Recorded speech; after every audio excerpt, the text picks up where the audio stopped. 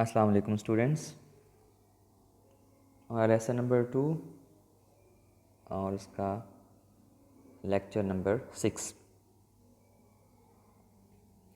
तो अब जैस के वाले साहब उसको लेके पहाड़ की चोटी पे खड़े हैं और नीचे वो ढलवान दिखाई दे रही है जिस पर कभी वो काश्तकारी किया करते थे जवानी के ज़माने में, जैस के बाप और उनकी वालदा।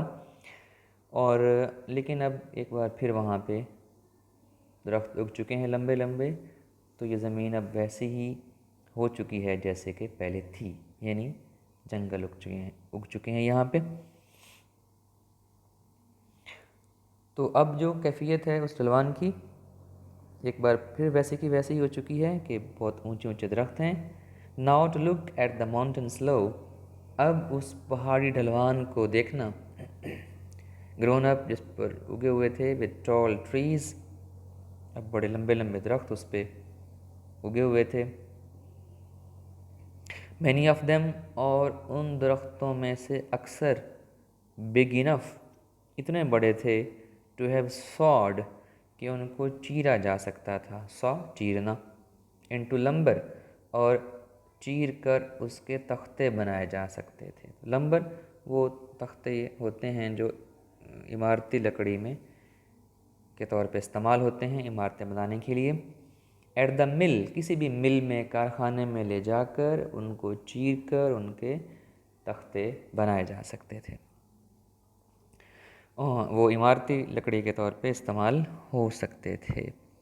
तो ये बताया जा रहा है कि ये दरख्त एक बार फिर उग चुके हैं ढलवान पर और बहुत ऊंचे ऊंचे हैं और इतने बड़े हैं कि वो इमारती लकड़ी के तौर पे इस्तेमाल हो सकते हैं।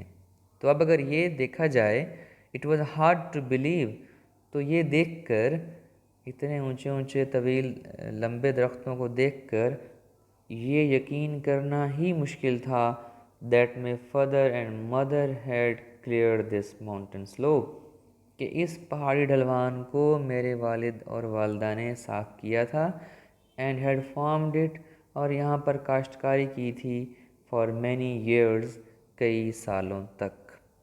तो कहा यह जा रहा है कि लगता इतना दोबारा जंगल उग चुका है और इतने तवील और ऊंचे ऊंचे दरख्त बन चुके हैं कि अब यकीन ही नहीं आता कि कभी यहाँ सारे जंगल को साफ़ करके काश्तकारी भी हुई थी। फॉर, क्योंकि many of the trees were 60 feet tall, क्योंकि अक्सर दरख्त जो थे वो 60 फीट लंबे थे। एंड वाइल्ड वाइन्स, और जंगली बेलें जो होती हैं, हैड मैटेड, उन्होंने जोड़ दिया था, मिला दिया था। मैट एक फर्श सा, चटाई का सा बना देना। देयर टॉप्स टुगेदर, ऊपर से उन दरख्तों की चोटियों को जंगली बेलों ने आपस में जोड़ दिया था और मिला दिया था। तो एक बहुत घना सा ये जंगल बना हुआ है। तो इसलिए यकीन नहीं आता था कि यहाँ वालिद और वालदा काश्तकारी करते रहे थे, चूँकि एक बार फिर वो सारे का सारा जंगल उग चुका है जो बहुत ही घना है और दरख्त बहुत ही ऊंचे हैं। एंड जैस, और जैस, आलमोस्ट विस्पर्ड, वो तकरीबन सरगोशी के अंदाज में कहने लगे, doctors told me to sit still, डॉक्टरों ने मुझे कहा, आराम से बैठने को कहा। डॉक्टर ने कहा कि मैं आराम से बैठ जाऊं, and to take life easy, और ज़िंदगी को पुरसकून तरीके से आराम से बसर करूं। I could not do it, मैं ऐसा नहीं कर सकता था। आई हैड टू वर्क, मुझे काम करना था। I had to go back, मुझे वापस जाना था ज़मीन पर, खेतों की तरफ। I had to smell this rich loam again, और मुझे दोबारा उन गले सड़े पत्तों वाली ज़रख़ेज़ मट्टी की खुशबू सूंघना थी। This land is not like the land, ये ज़मीन उस ज़मीन जैसी नहीं है। आई हैड टू बिल्ड, जो कि मुझे तैयार करनी पड़ती है, टू ग्रो अल्फ़ाल्फ़ा, अल्फ़ाल्फ़ा या लूसन उगाने के लिए, तो ये तैयार हालत में है, ज़रख़ेज़ है, कुछ भी इसमें डालने की ज़रूरत नहीं है। जबकि नीचे वादी में जहाँ मैं अल्फ़ाल्फ़ा उगाता हूँ वहाँ तो मुझे बहुत सारी तैयारी करनी पड़ती है। दिस इज़ रियल लैंड, ये असल ज़मीन है।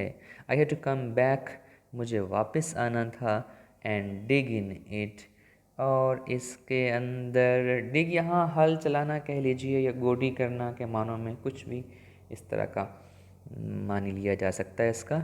मुझे हल चलाना था इसके अंदर या गोडी करना थी इसके अंदर।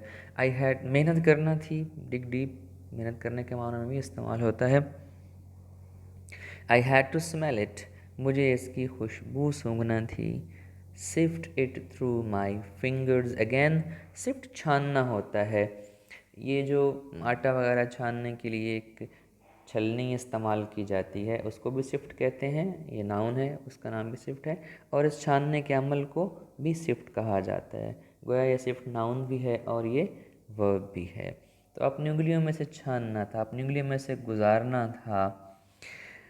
And I wanted to taste yams, tomatoes and potatoes, और मैं जायका चखना चाहता था कचालुओं का, टमाटरों का और आलूओं का, ग्रोन जो कि उगाए गए हों इन दिस लैंड, इस ज़मीन में उगाए हुए कचालुओं, टमाटरों और आलूओं का जायका चखना चाहता था।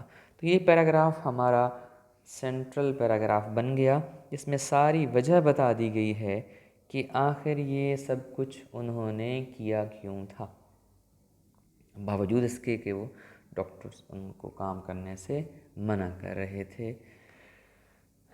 फ्रॉम दिस माउंटेन टॉप, इस पहाड़ी की चोटी से, आई लुक्ड, खड़े होके वहाँ पे, आई लुक्ड फार, मैंने दूर दूर तक नज़र डाली, इन एवरी डायरेक्शन, हर समत में, चारों तरफ, ओवर द रगेड हिल्स, इन ऊंची नीची नाहमवार पहाड़ियों पर, my father and mother had cleared, जिन्हें मेरे वालिद और वालदा ने साफ़ किया था, एंड फॉर्म्ड कॉर्न, मेज़ एंड कैन, और यहाँ उन्होंने काश किया था गल्ला या अनाज, मकई और can say Murad sugar cane है, गन्ना या कमाद।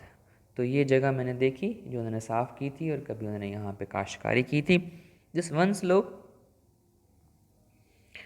ये एक ढलवान जो है, दे हैड नॉट क्लियर, जो उन्होंने साफ़ ना की थी, वाज द वन, ये वही वाली थी, फ्रॉम विच, जहाँ से, माई फादर हैड क्लियर्ड, मेरे वालिद साहब ने साफ़ किया था, इज़ लास्ट स्मॉल पैच, अपना आखिरी छोटा सा टुकड़ा। तो ये एक ढलवान जो उन्होंने साफ़ नहीं की थी, ये वही थी जहाँ पर से मेरे वालिद साहब ने अपना आखिरी ज़मीन का छोटा सा टुकड़ा साफ़ किया था। आई फॉलोड हिम, मैं उनके पीछे पीछे चल पड़ा। From his clearing in the sky, उनकी उस बुलंदी पर साफ़ की हुई जगह से नीचे की तरफ अब जा रहे हैं वो। तो इन द स्काई बुलंदी ज़ाहिर करने के लिए कहा गया है। जब हमने उर्दू में ज़ुबान में भी किसी चीज़ की बहुत बुलंदी या ऊंचाई ज़ाहिर करनी हो तो उसको आसमान से मिलाया जाता है कि कीमतें आसमान तक पहुंच गई हैं या वो चीज़ आसमान को छू रही थी। तो क्लियरिंग इन द स्काई का मतलब भी यही हुआ, बहुत बुलंदी पर साफ़ किया हुआ टुकड़ा। तो मैं इस इंतहाई बुलंदी पर साफ़ किए गए इस टुकड़े से उनके पीछे पीछे चल पड़ा, डाउन अ न्यू पाथ, और अब वो हम नीचे आए हैं, एक नए रास्ते से आ रहे हैं, toward the deep valley below, नीचे गहरी वादी की तरफ। तो इंतहाई बुलंदी पर साफ़ किए गए इस खेत से नीचे गहरी वादी की तरफ उतरने के लिए एक नए रास्ते पर मैं उनके पीछे पीछे चल पड़ा। But why do you have so many paths, लेकिन इतने ज़्यादा रास्ते क्यों हैं, कमिंग फ्रॉम द फ्लैट, उस हमवार जगह से आते हुए, up the steep second bluff, इस दूसरी अमूदी चोटी तक उस हमवार सतह से इतने रास्ते क्यों आते हैं। ये खलिश है जो जस के दिल में है, ये सवाल है। अ, और आपको याद होगा जब वो चढ़ रहे थे ऊपर, तो वो एक जिस रास्ते पे चढ़ रहे थे वो आगे जाके बहुत से रास्तों में तकसीम हो गया था। और कुछ छोटे रास्ते थे और मुश्किल थे, और कुछ लंबे थे जो चक्कर काटते हुए ढलवान के इर्द गिर्द ऊपर आते थे चोटी पर। और वो सारे रास्ते एक ही जगह, एक ही मकाम तक जाते थे। तो जैसे ने उस वक्त पूछा था कि आप ये रास्ता क्यों ले रहे हैं जो मुश्किल है, और इतने रास्ते यहाँ पर क्यों बने हुए हैं। तो आखिर में एक बार फिर वो जैसे सवाल दोहरा रहा है अपने वाले सर से, उस हमवार जगह से दूसरी अमूदी चोटी तक इतने ज़्यादा रास्ते क्यों आते हैं, इतने ज़्यादा रास्ते क्यों बना रखे हैं आपने। आई आस्क, मैंने पूछा। सिंस, चूँकि ही हैड प्रॉमिस्ड, उन्होंने वादा किया था, that he would explain this, कि वो इस बात की वजाहत करेंगे, टू मी, मुझसे, लेटर, बाद में। चूँकि उन्होंने वादा किया था कि वो बाद में मुझसे इस बात की वजाहत करेंगे। ओह यस, ओह हाँ, ही सैड, उन्होंने कहा, अर्ली लास्ट स्प्रिंग, वो वजह बता रहे हैं कि इतने रास्ते क्यों आते हैं पहाड़ की चोटी पर, और सारे एक ही मकाम तक आते हैं। अर्ली लास्ट स्प्रिंग, गुज़िस्ता मौसम बहार के आगाज़ में, शुरू में, I could not climb straight, मैं नहीं चढ़ सकता था सीधा, अप द स्टीप पाथ, वो जो एक रास्ता था ना पहले वाला, मोदी था, वर्टिकल था, उस पर मैं चढ़ नहीं सकता था। दैट वाज, ये उस वक्त की बात है, when the doctor did not give me, जब डॉक्टर ने मुझे नहीं दिया था, अ वीक टू लिव, ये उस वक्त की बात है जब डॉक्टरों के ख्याल में मैं एक हफ़्ता भी मज़ीद ज़िंदा नहीं रह सकता था। मेरी सेहत इंतहाई ख़राब हो चुकी थी और डॉक्टर मायूस हो चुके थे। I made a long easier path, तो आप कमाल देखिए कि वो बाज फिर भी नहीं आए चढ़ाई से, तो उन्होंने एक नया रास्ता बना लिया, लॉन्गर, ज़्यादा लंबा, ईजियर लेकिन आसान, सो ताकि I would not have to do so much climbing, ताकि मुझे इतनी ज़्यादा चढ़ाई ना चढ़नी पड़े। तो वो बाज नहीं है, मुश्किल रास्ता था, छोटा था, सीधा ऊपर जाता था तो वो मुश्किल था, तो उन्होंने एक लंबा रास्ता बना लिया जो ऊपर से चक्कर काटता हुआ आता था। तो वो जो लंबा हो गया रास्ता, इसलिए वो चढ़ाई उसकी क्या हो गई, आसान हो गई। Then as I got better, फिर जूँ जूँ मेरी सेहत बेहतर होती गई, ही एक्सप्लेन्ड, उन्होंने वजाहत की, आई मेड अनदर पाथ, मैंने एक और रास्ता बना लिया, that was a little steeper, जो निस्बतन ज़्यादा अमूदी था। यानी उस लंबे रास्ते से जो बहुत लंबा था और आसान था, उसके मुकाबले में एक थोड़ा सा कम लंबा लेकिन थोड़ा सा ज़्यादा तिरछा रास्ता जो मुश्किल होगा वो बना लिया। अब सेहत बेहतर हो गई है ना, तो अब मुश्किल चढ़ाई आहिस्ता आहिस्ता कर सकते हैं। And as I continue to get better, फिर जूँ जूँ मेरी सेहत और बेहतर होती चली गई, आई मेड स्टीपर पाथ्स, मैं ज़्यादा आमूदी रास्ते बनाता चला गया, यानी ज़्यादा मुश्किल, छोटे और ज़्यादा आमूदी और मुश्किल रास्ते बनाता चला गया। दैट वाज वन वे, ये एक तरीका भी था, ऑफ नोइंग, ये जानने का, I was getting better all the time, कि मेरी सेहत मुसलसल बेहतर हो रही थी। तो ये सवाल का जवाब है कि इतने रास्ते पहाड़ की चोटी पर क्यों आ रहे हैं। तो जवाब क्या हुआ इसका, कि एक रास्ता जो पहले से था शुरू से, वो सीधा ऊपर आता था, मुश्किल था, बहुत आमूदी था, तो हालत ख़राब हो गई। डॉक्टर ने कहा आप मज़ीद ज़िंदा नहीं रह सकते। उन्होंने एक लंबा रास्ता बनाया जो बहुत तवील था, और उस ढलवान के इर्द गिर्द चक्कर काटते हुए पहाड़ की चोटी पे आता था। वो लंबा होने की वजह से कम चढ़ाई थी, कम आमूदी था। फिर सेहत बेहतर होने लगी तो उन्होंने उससे छोटा रास्ता बनाया एक, तो कदरे मुश्किल हो गया। फिर और सेहत बेहतर हुई तो एक और नया रास्ता बनाया जो उससे और छोटा था और वो थोड़ा मुश्किल था। तो एक तो नए रास्ते बनते चले गए, लेकिन एक पैमाना भी था ये जानने का कि एक बार फिर वो मुश्किल छोटे और आमूदी रास्तों पर चढ़ के ज़रिए चोटी तक जा सकते हैं। इसका मतलब है कि उनकी सेहत बेहतर हो गई है। तो ये वजह थी जनाब इतने ज़्यादा रास्ते होने की।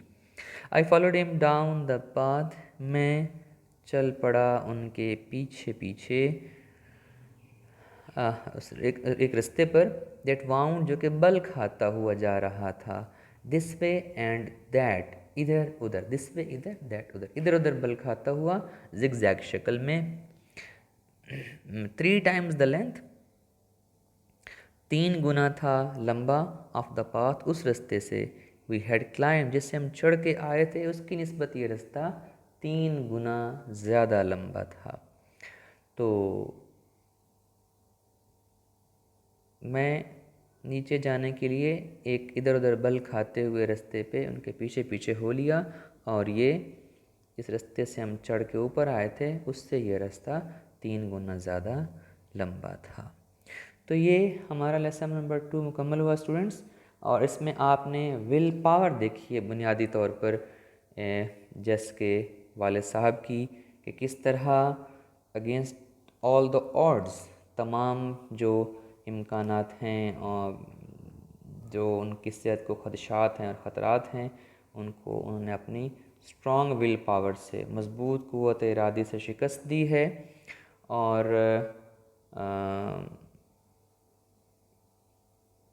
दूसरी बात उनकी जो इसके अंदर नोटेबल है वो है उनकी फ़ितरत से मोहब्बत, लव फॉर द नेचर। वो काम करना चाहते हैं और काम किए बग़ैर वो बिल्कुल भी गुजारा नहीं है उनका, उनकी फ़ितरत में मेहनत है।